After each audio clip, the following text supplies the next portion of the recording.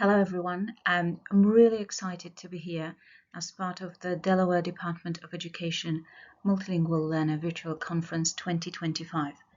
I'm truly honored to be part of this incredible event where we educators come together to share ideas, strategies, and inspiration for supporting multilingual learners.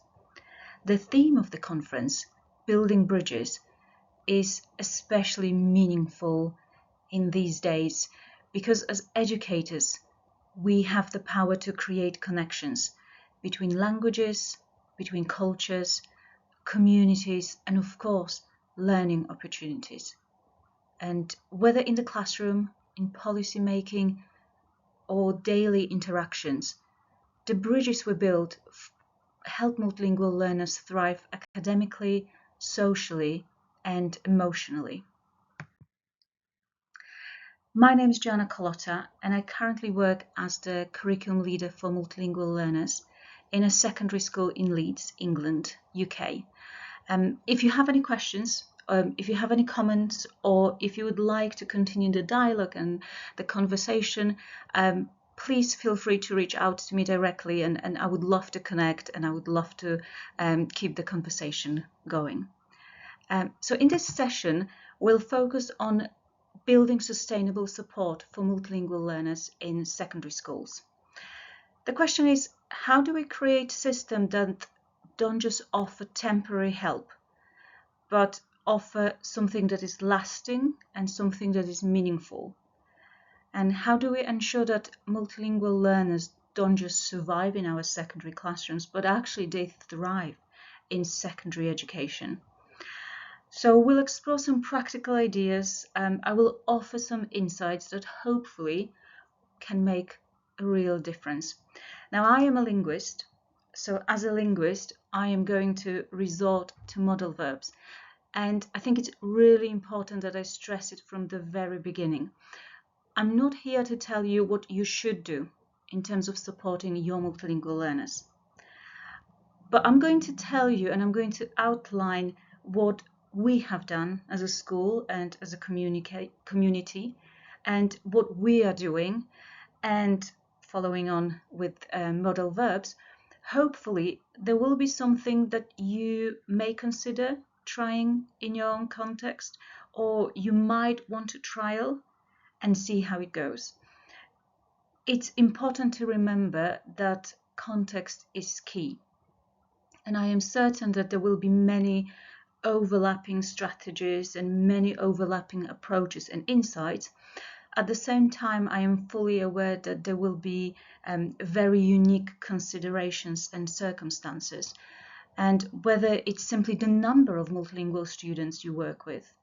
It could be the readiness and the expertise of staff. It could be the commitment of senior leadership team to the whole process of supporting multilingual learners. Or it could be the range of languages that your students speak, or the proficiency levels that are represented either in your school or in a wider district. So remember, context is key in this case. Now, you might want to pause here and you might want to talk with your colleagues, but I'm going to ask you now, how would you describe your context? What sort of reality do you find yourselves in?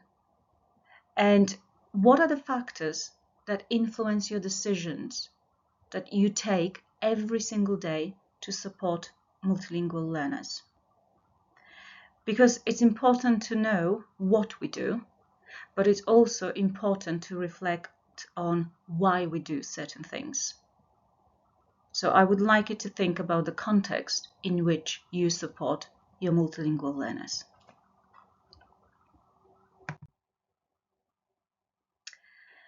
Now, the first part of the title of this session is Don't Include Them Out.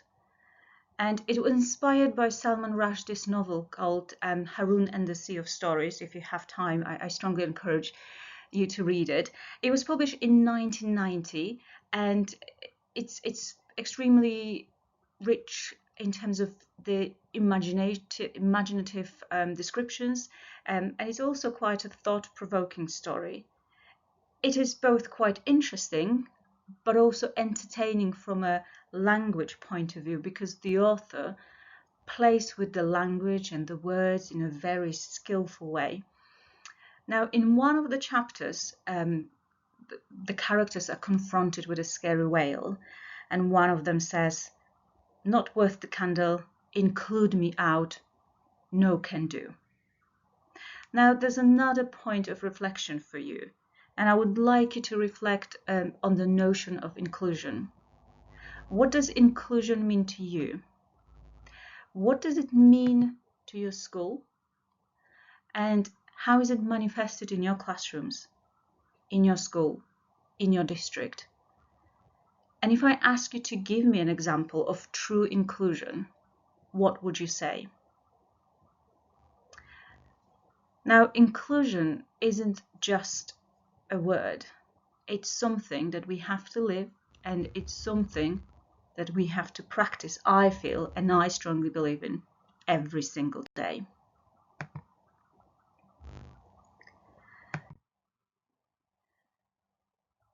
So if we think about inclusion again, if we focus on that notion of inclusion, if we do not support teachers in developing their skills and expertise to support multilingual learners, what we actually risk excluding students while appearing to include them. So I think that without well-supported teachers, students may be present in lessons physically, but not fully engage or be able to thrive.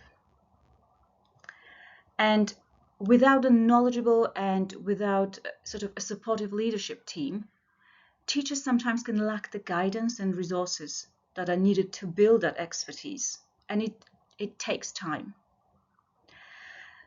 So if we prioritize pulling students out of lessons, taking them out of lessons, withdrawing them on regular basis, and also if we prioritize assigning different work because we think that those students cannot cope with the content that they are provided. But also, if we place students in mainstream classes and then we do not provide the adequate support, what we're actually doing, we are excluding them under the veil of inclusion. And what we really need to do is think about how we can really include them, because inclusion isn't just about being in the room. It's about being supported to succeed. So don't include them out, but truly include them. And how can we do it? And that's the question. Before I answer that question, and before I give you some of the examples, what I would like to do, I would like to tell you a little bit about how sort of the inclusion and how the support for students who speak English as an additional language, or students with EAL, as we refer to the students in England, how that sort of approach has evolved in England. And it has evolved over time. And I do understand that the US context might be a little bit different, but I believe that sort of reflecting on this shift can help us consider how and why educational support structures change. And at certain points, you might actually think this is very similar to what is happening in our context now, or it was very similar not so long ago, or maybe you're on a trajectory and your approach is actually evolving in a very, very similar way. And I think it goes without saying that multilingual learners, often not in the US, face increasing challenges.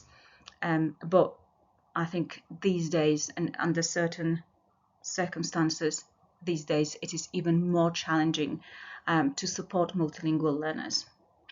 So let's very briefly look at the EL provision in England across the decades. So if we look straight after the war, 1940s and sort of up to 1960s, assimilation was very much the way forward. So it was assumed that all new learners will simply blend in.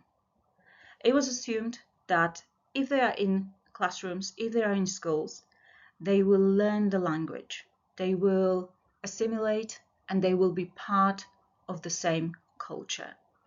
Now, there was no strategic planning and there was no training provided for teachers, so there was no real help.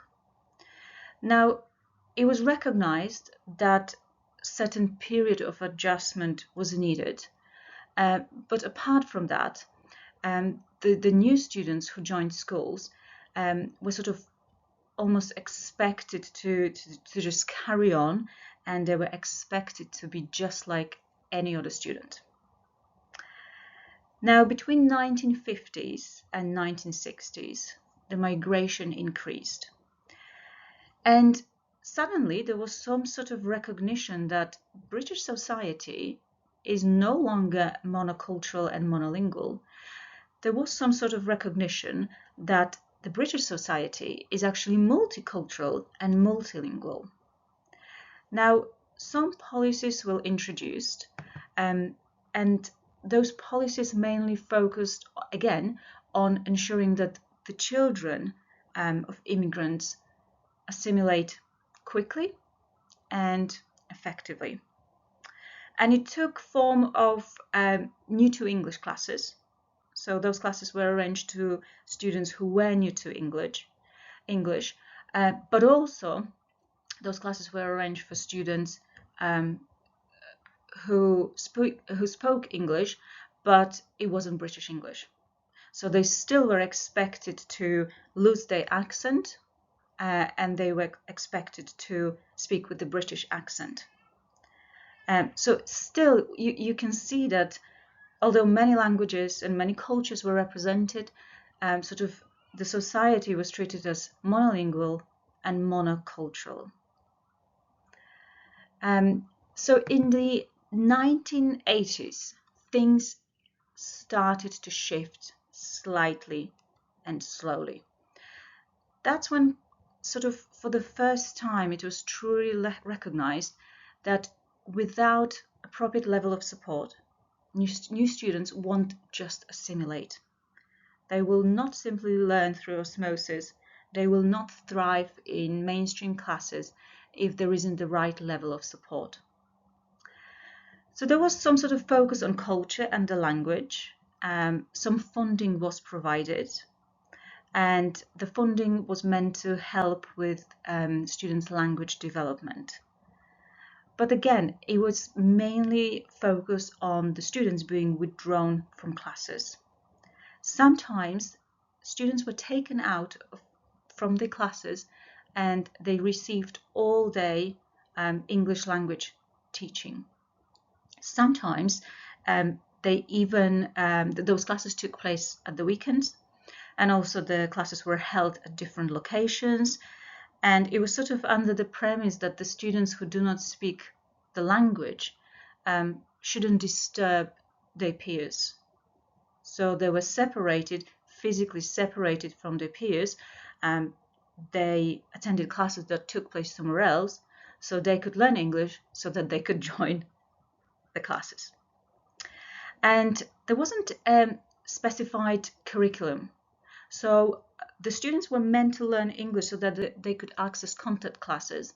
But the thing is that very often materials were based on English as a foreign language materials. So content was not exactly the same. And luckily, some educators started to recognize that actually languages are assets. They are not barriers to learning.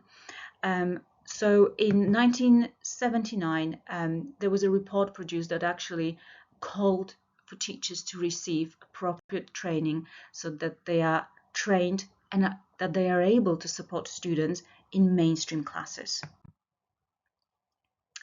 Now, a huge shift happened in the sort of 1980s to 2000 because the national curriculum for England was introduced. And what happened thanks to that is that all learners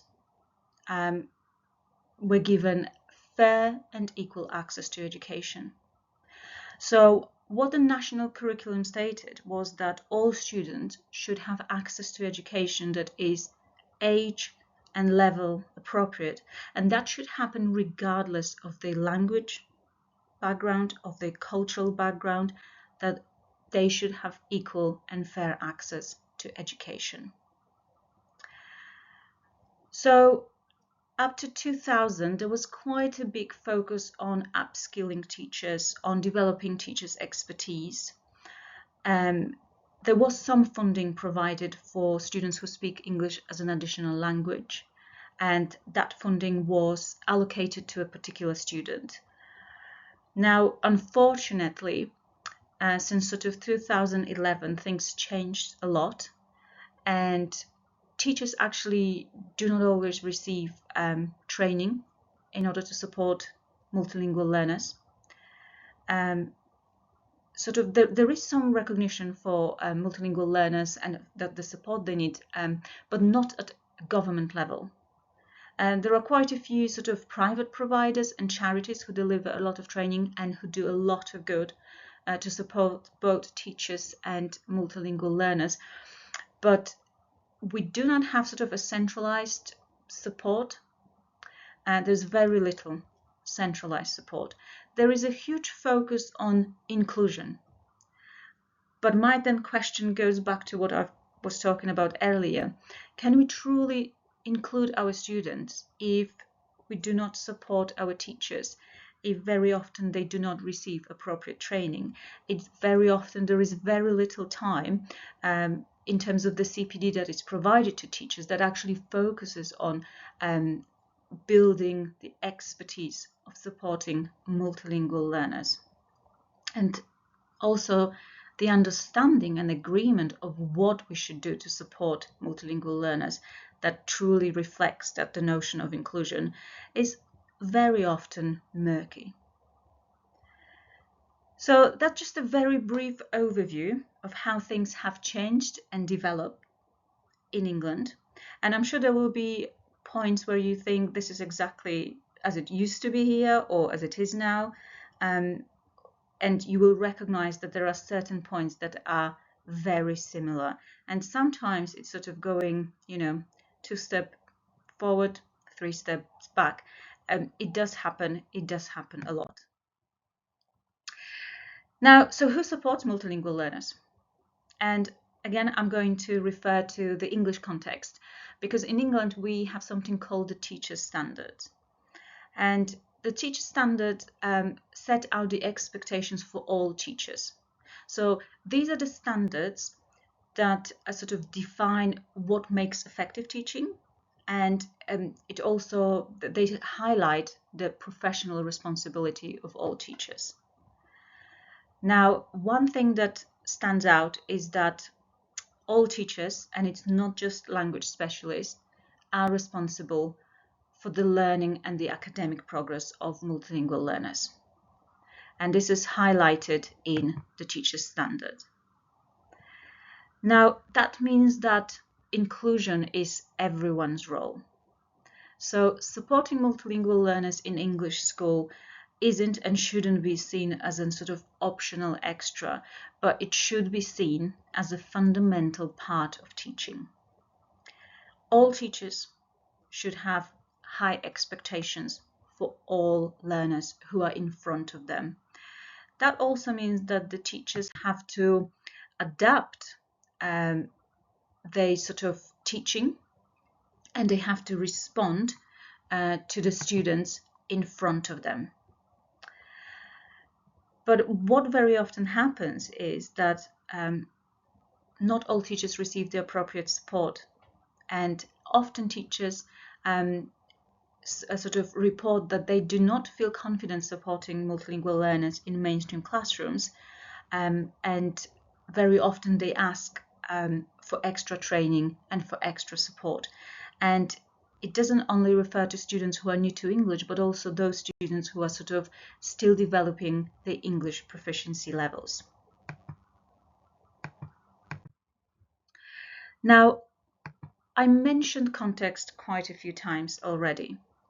So I've given you an overview of sort of the national context for our EAL learners, English as an additional language learners. But now I want to focus a little bit more on my context. And my context is Trinity Academy Leeds. We are a new secondary school and we opened our doors in 2021.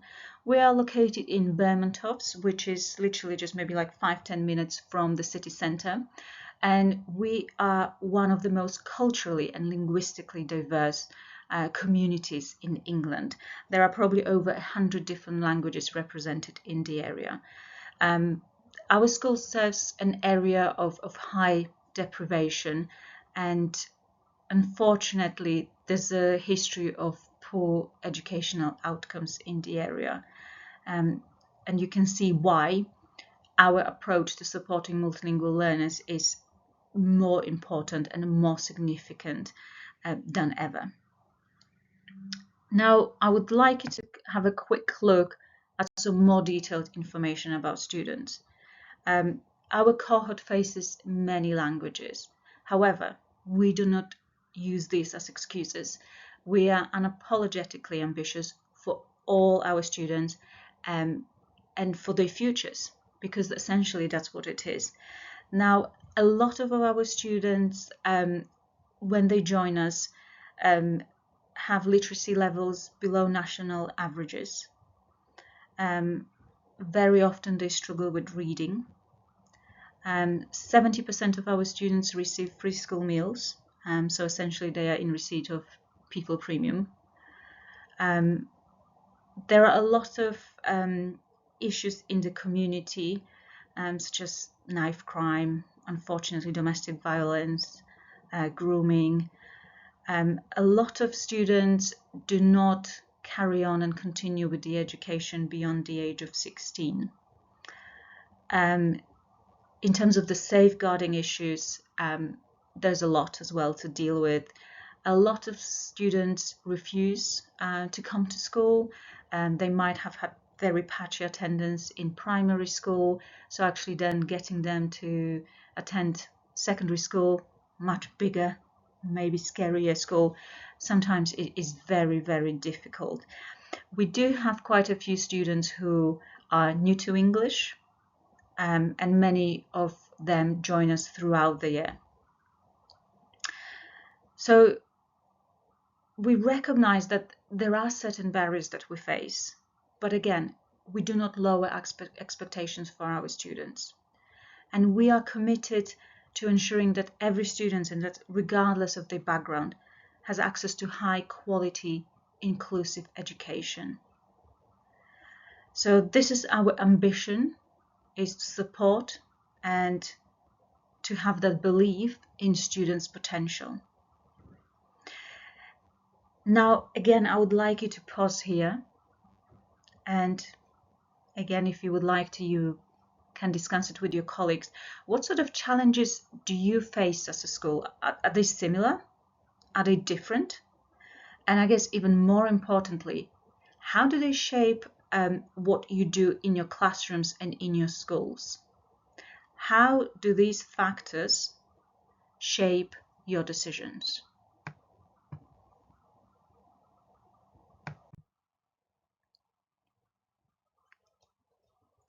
Now, focusing even more on our multilingual learners, and I guess to fully understand our approach that I'm about to tell you about, let's have a look at the makeup of our student body.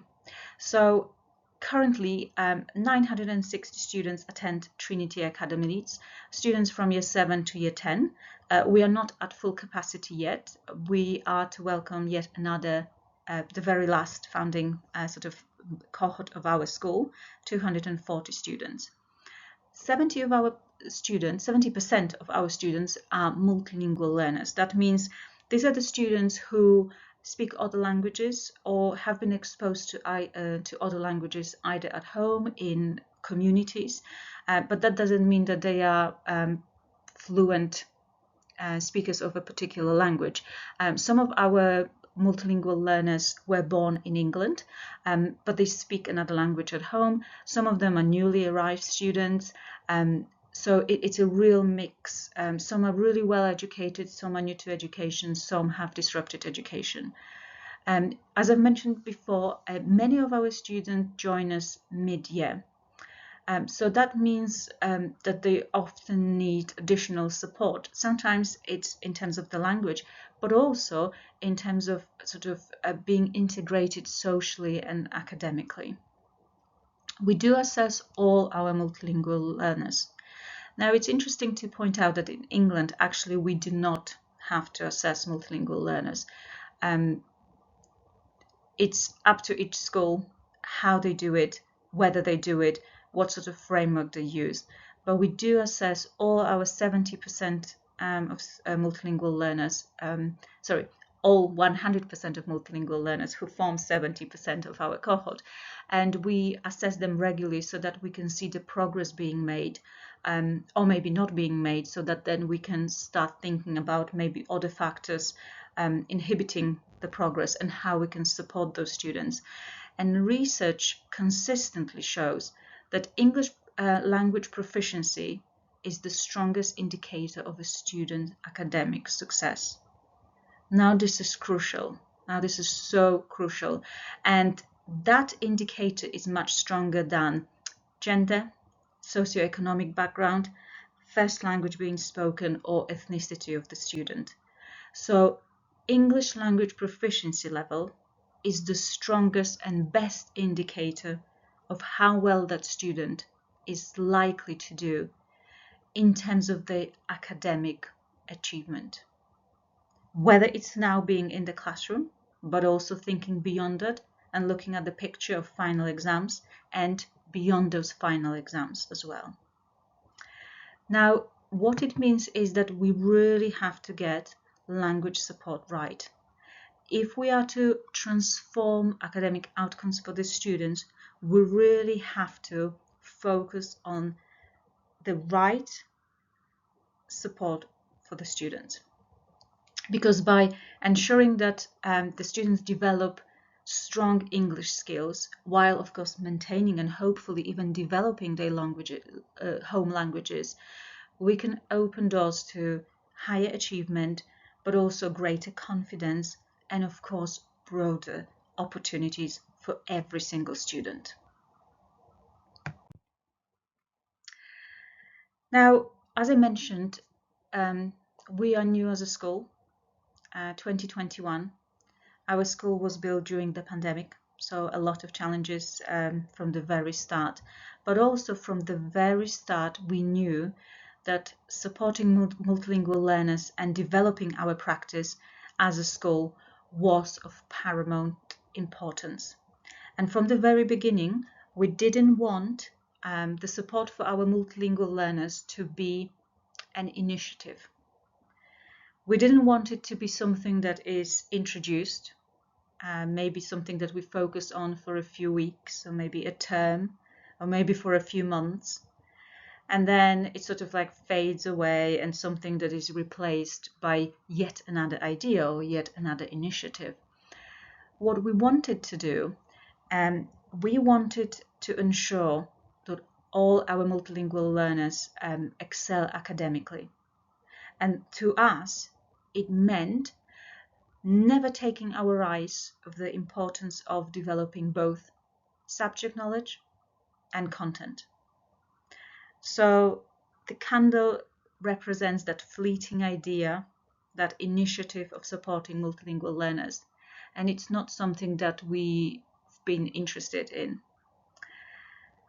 I like to look at sort of supporting multilingual learners as part of our infrastructure. It's something that is an investment, something that will benefit us. It will benefit teachers and it will benefit students for the years to come. So support for our students is something that is sustainable and something that is very strong. Something that doesn't collapse if one teacher leaves, if one teacher is promoted to a different position, if our English language specialist teacher leaves or is off for 2 days or for a week. We really wanted to empower all our teachers so that they can feel empowered to support multilingual learners. And another question for you now. How do you know that what you offer to your multilingual learners and what you offer to your teachers isn't an initiative, but is something that is long-lasting? How do you know? What examples would you be able to provide to say, this is in place and this is sustainable and it is not going to collapse if A or B or C happens, and we know this is not an initiative? Are you able to come up with some very concrete examples?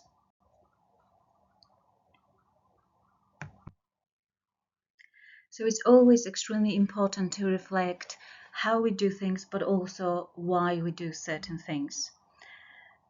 So why is it so important that we invest in supporting multilingual learners, and why is it so important that we invest in teachers' development? Now, think of your curriculum as a garden. It's beautiful and it has grown over the years and it's been shaped by your careful planning. And of course, it's alive, it's evolving. You constantly think of new ideas and context, and you adapt your curriculum to new ideas and context. And you've put, as a team, you've put significant amount of time into selecting the text you teach in English and the topics you cover in geography and history and the, the paintings you study in art lessons. So every detail that makes your curriculum rich and meaningful is important. Now, to students who are new to English and to students who are still developing their language skills, the picture you see in front of you, this is what your curriculum looks like to them. Now, Pauline Gibbons, who is an esteemed academic in the field of English language teaching and English as an additional language teaching, explains that our multilingual learners very often experience lessons as if looking through frosted glass. And if we don't focus on the content and language together, then our curriculum is not accessible to them, and it is mentally and physically tiring. Now, I've left this picture on the screen on purpose, and I'm just interested how many of you actually have stopped looking at the screen and have taken your eyes off the screen. There's no meaning, there's not much meaning, and it's tiring mentally and physically, and it's not that interesting if you cannot really see or understand what you're looking at. And our role as educators is to ensure that we make that glass clear with every single lesson. And it will not happen unless we engineer that success for our multilingual learners. It will not happen if we don't put enough thought and effort into our lessons and into how we structure and how we design the support for content and for language.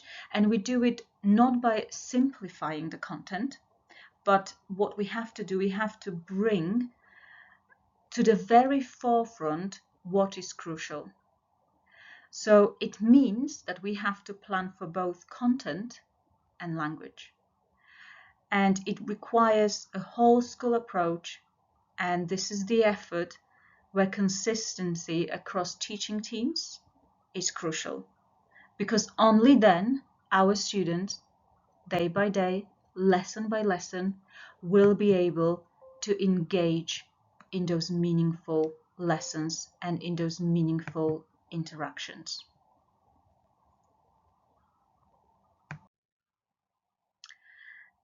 Now, it's beyond the scope of this presentation to cover every aspect that makes Trinity Academy Leeds the school that we are. But there are a few key points that I would like to highlight. And first and foremost is consistency. We are one unified team, and we deliver one curriculum. And what that means, we use shared language throughout the school. And particularly when it comes to our routines, what happens in lessons and what happens during breaks. Routines and habits are a cornerstone of our approach, and they provide structure so that each day is very predictable to our students, and it helps create a very calm and very focused learning environment for our students. So the level of expertise that you will see in the maths lesson on the second floor, you will see in the humanities lesson on the ground floor. You will hear the same phrases, you will see the same way of doing things, so that students know what to expect, and the teachers are equipped with a framework on which they can sort of build their lessons upon.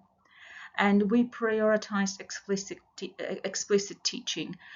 So the teaching is led by the teacher. It is expertly put together because the teacher is the expert in the classroom. But of course, the teaching is planned thoughtfully, so it challenges students. We offer the support when necessary, but then we also encourage independence, of course, once the students are ready.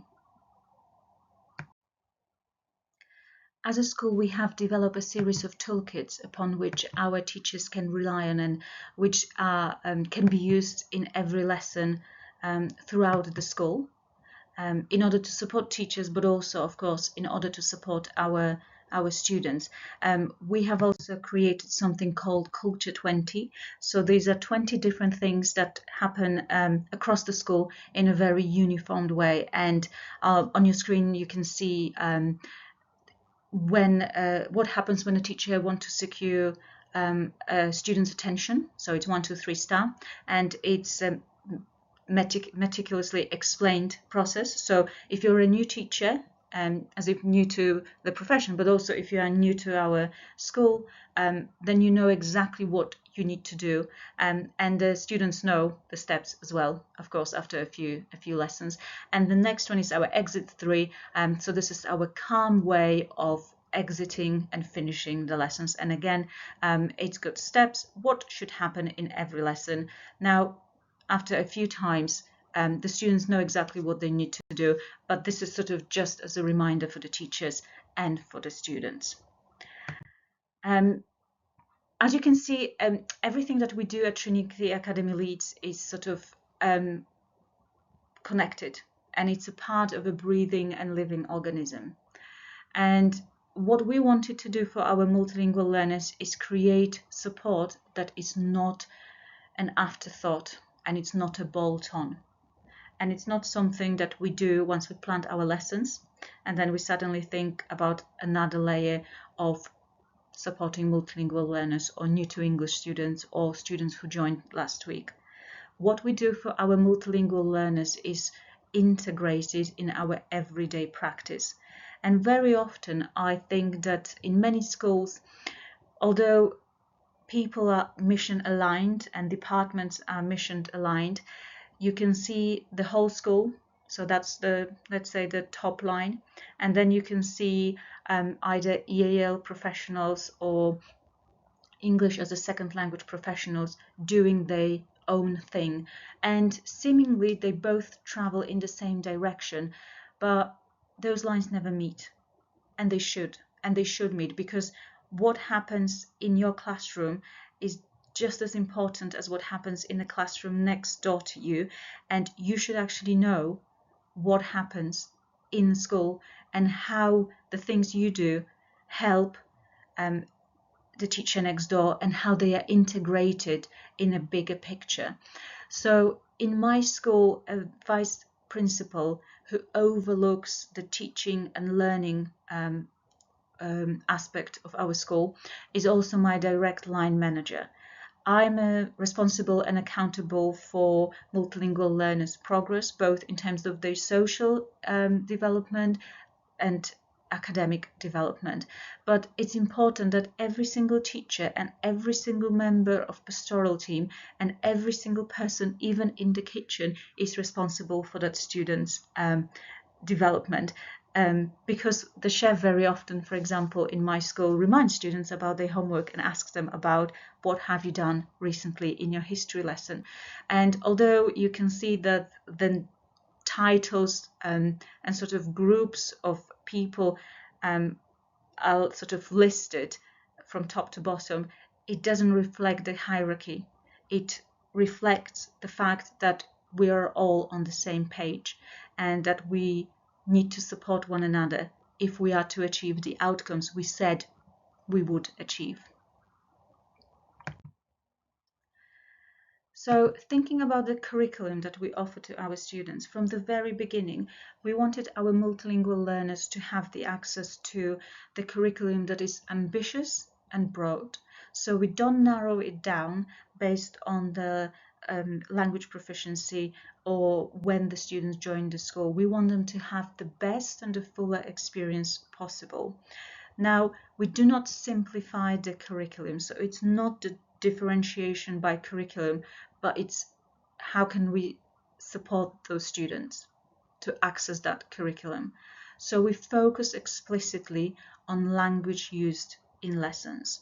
So yes, every single lesson and every single classroom is challenging and it delivers rigorous curriculum. But of course, that curriculum is then scaffolded so that each student can succeed. And language is not treated as an intervention. So I mentioned that we do not prioritize taking students out of lessons. We prioritize making sure that students can stay in lessons. So language is interwoven with content. These two cannot function without one another. And the sort of type of support we offer in our classrooms is guided by the students. What we created team profiles. So each teacher has access to the information about the students where they can see the languages that the students speak or understand or have access to, and also the English proficiency levels. So they have an overview of the multilingual learners in the classroom so they can appropriately plan their lessons. We also produce a booklet with the most important information and sort of like go-to strategies if you feel like you need to kind of either refresh your knowledge or you want to learn something new. And of course, we do invest heavily in our CPD offer. When we started as a very small team, sort of 3-4 years ago, we actually focus on developing our expertise of supporting multilingual learners every single week. Now, as you can predict, as we've grown as a school, it's a little bit more difficult to juggle all the plates, but we still provide regular CPD sessions, and this is the offer that we have for our teachers. What we offer our teachers is that infrastructure. So whenever a teacher joins our school, they know that there are a lot of things in place that will be there to support them. So of course, a strong foundation and sustainable infrastructure make success inevitable. There's no other way. Success is inevitable if you've got the right support and the right things in place. So of course we've got our shared aim that every single person in the building is responsible for our multilingual learners. But what we also do, as I've mentioned already, we invest heavily in the CPD offered to our teachers.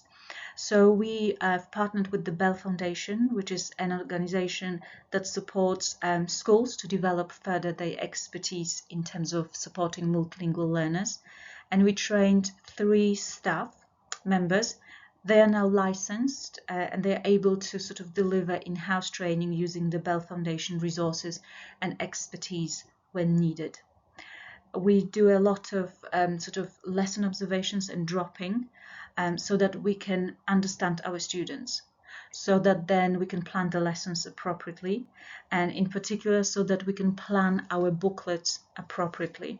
So in my school at Trinity Academy Leeds, content teachers put booklets together that sort of resemble a mix of a textbook and an exercise book. And we are very proactive and very responsive to the students in front of us. So it means that we plan those booklets thinking about the students in front of us, and we build in the support from the very beginning. But also what's more important is that we develop expertise within each department. So a representative from each subject area is allocated an extra hour on the timetable so that they can collaborate with myself in terms of planning the resources, but also thinking about strategies and developing sort of more bespoke approaches for our EAL students. It means that we remain agile. It means that we continuously adapt and improve. As part of our CPD offer, also teachers have an extra hour of their timetable to attend coaching, where they can practice the strategies. And it's not only focusing on multilingual learners, but sort of wider teaching areas. And I hope that you can see that through allocating this extra time, either for every single teacher for their coaching or for one person from each department, I hope that you can see how committed the leadership team is and how invested they are. Because let's be honest, it adds up financially if you give however many teachers, close to like 50 or 60 teachers, an extra hour of their timetable when they don't teach, but they can focus on refining essentially their craft. But it pays off, and we can already see the results in terms of our students' progress and their development. Now, you've seen the snapshot of our toolkits that we've developed, and we wanted to ensure that all multilingual learners can access lessons, because we want them in lessons. We want them in front of experts. So the toolkit that you can see in front of you builds on five groups of research-backed strategies, and they are designed so that students develop both language and content simultaneously. Now, these strategies are not prescriptive, they are not exhaustive, but what they provide that structure. They are flexible tools that teachers can then adapt to suit their lessons and to support the students effectively. As I mentioned, these are not prescriptive, so what we do, we refine those strategies within each subject, because what scaffolding or what talk before writing or vocabulary development might look like in art, it actually might look a little bit different in history or science. Again, there will be some overlap, but there will be some unique points as well. So teachers actually can thoughtfully plan their lessons and their booklets based on the Multilingual Learners Toolkit. And what it does, again, it promotes that consistency, that is very helpful for teachers, but it's also very helpful for students. And it reinforces the idea and the notion that all teachers are responsible for students' language development. And it also helps teachers become more effective, more confident when delivering meaningful instruction for our multilingual learners. So we know there are very nuanced points in terms of teaching the language, but it's essential and it's intentional, and that's what matters. Now, to complement our Multilingual Learners Toolkit, we also have something called Literacy Toolkit. And actually, the Multilingual Learners Toolkit is helpful to all students because it focuses on what's important in classrooms. It develops academic language. It develops the complex language of schooling. So Literacy Toolkit focuses on 5 seemingly very basic things, but are crucial in order to secure that further progression. So we have using punctuation correctly, reading with a rule, so that students know exactly what is being read and they can track the words and they can focus on pronunciation and prosody and intonation. We also have our 5-step process of introducing academic vocabulary.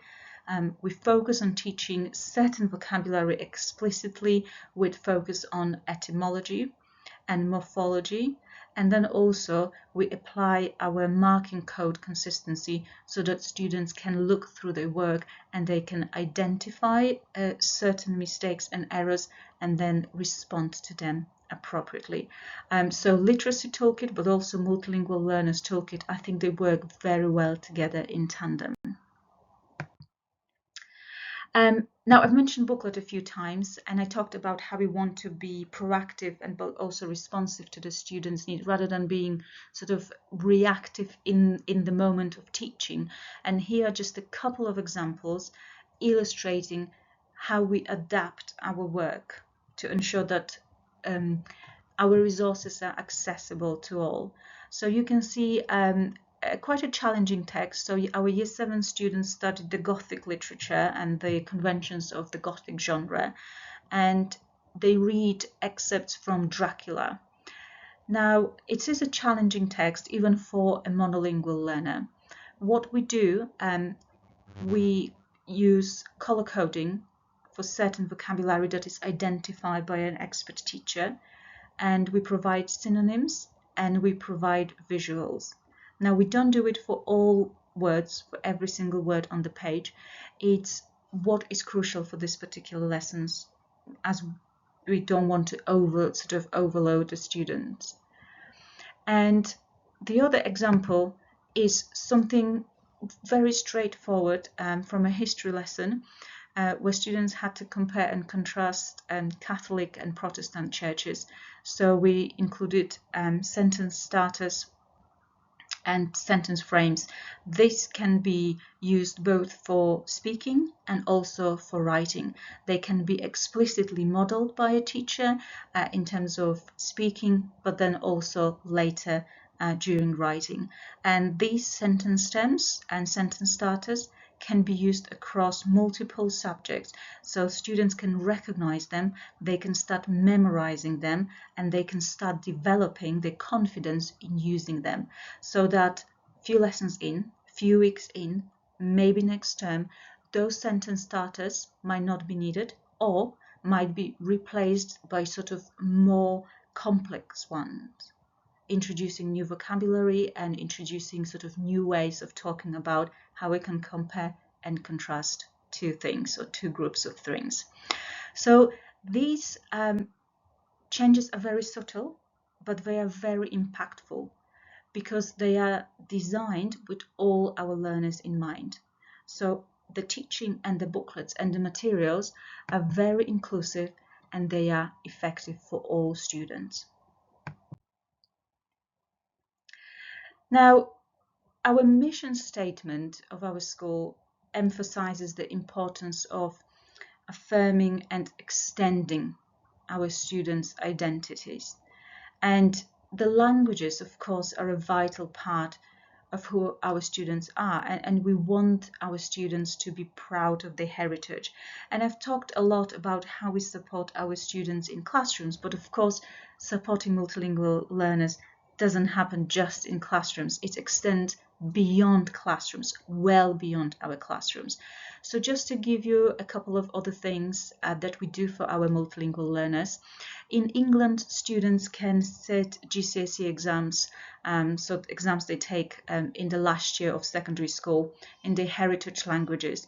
And this year we entered over 30 students in a variety of languages for their heritage languages. What we do, we also run a bilingual book buddies club. So all the students who share the same language with a younger student meet together and they help develop their reading skills sort of using the full linguistic repertoire. So an older student acts sort of as a mentor and a guide, and it's a wonderful thing to watch because students develop their reading skills, but also they form friendships and sort of build up their confidence. As I've mentioned, there are loads of different languages spoken in our school, in our area, and we want to support our families. So to ensure that families know which languages are spoken in schools, we produced sort of like a really small poster that is displayed in our reception area.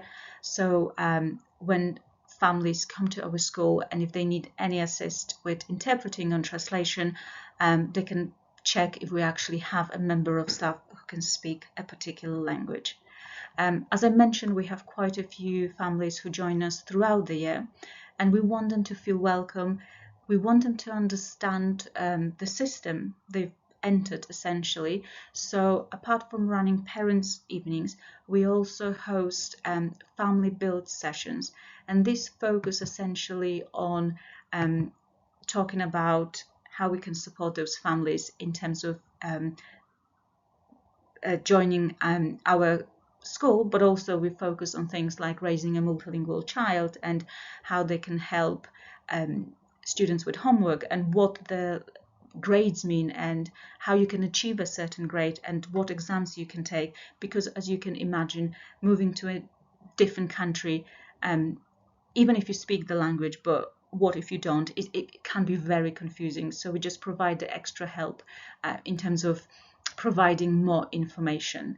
And we also offered free ESOL classes to our parents and families, so they could come once a week and they could learn English, but also again form loads of meaningful friendships and relationships. And something that we're extremely proud of is our Fusion Day. We didn't want our celebrations of different cultures and languages to be tokenistic, and I hope it shows that it's not through everything that we do day in and day out, but the culmination is our Fusion Day, when we have a full day of a variety of activities and workshops, when students essentially can showcase their culture and their languages, and they can truly show us who they are, what they stand for, and they wear their national costumes and dresses, and it's a very joyful and, as you can see, a very, very colorful day. And it's just a wonderful things to see, and I'm certain that you do so much more in terms of supporting your multilingual learners outside of the classroom. And again, the question from me is, what else do you do? What sort of services, what sort of days, what sort of events do you provide to support your multilingual learners, but also their families, which is so crucial. Now, it's almost the end of the presentation. I read Becoming by Michelle Obama, and I loved the book. And in that book, Michelle Obama recalls a conversation with a career advisor who told her that she wasn't Princeton material, and she was told that she was aiming too high. And reflecting on this, she wrote in the book, "Failure is a feeling long before it becomes an actual result." Now, for us at Trinity Academy Leeds, we want to rewrite the narrative. And for us, when every single student walks through our door, we want them to know that success is a feeling long before it becomes an actual result. And that's why I think building that bridge from day one to wherever that bridge takes them is so crucial. I would like to say thank you very much for listening to this presentation. Please feel free to connect. Please feel free to reach out, any questions, any comments, but also I'm very open to continuing this conversation and taking it further. Thank you very much.